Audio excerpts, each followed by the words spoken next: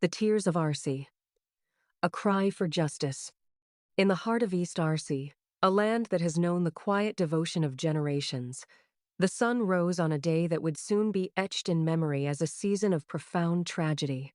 It was a day when the air, usually filled with the melodic hum of prayer and community, turned heavy with the smoke of destruction. The century-old street Gabriel Church of T'alata, a sanctuary that had witnessed the joys and sorrows of the faithful for 100 years, was reduced to embers. Its walls, which once echoed with the hymns of peace, were consumed by fire. Nearby, the churches of Kufte and Medhane Alem did not escape the storm.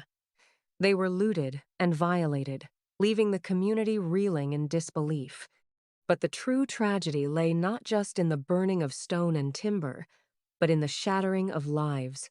More than 37 souls, innocent men, women, and children, were singled out and cut down in the prime of their lives, not for anything they had done, but simply for who they were and what they believed. Hundreds more were driven from their homes, forced to flee the only sanctuary they had ever known, becoming strangers in their own land.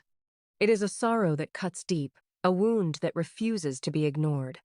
When the people sought peace, when they sought the promise of a secure future, they were met instead with the cold finality of violence. The question echoes through the empty, ash-strewn streets of Arsi. How much more must this land endure? When will the cries for life be heard? When will true peace, the kind that allows a mother to sleep without fear and a family to gather in prayer, finally settle upon these hills? We do not stand here to define the victims by their labels, their ethnicity, or their background. We mourn because a human life, a flicker of the divine, has been extinguished. We mourn because the bloodshed was human blood, and the hearts broken belong to us all.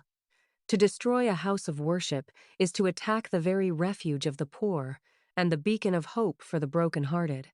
To remain silent in the face of such atrocity is to grant permission for it to continue. We raise our voices today not as politicians or observers, but as fellow human beings to demand justice. We call upon every leader, every artist, every voice of influence, and every citizen to stand against this tide of darkness. We commend the souls of those lost to the eternal embrace of the Creator, praying that they find the peace that this world denied them. We pray for their families, and we pray for a nation that desperately needs the light of justice to heal the scars of today. The silence must be broken, for the sake of the innocent, for the dignity of human life, and for the future of our land. Let justice be done.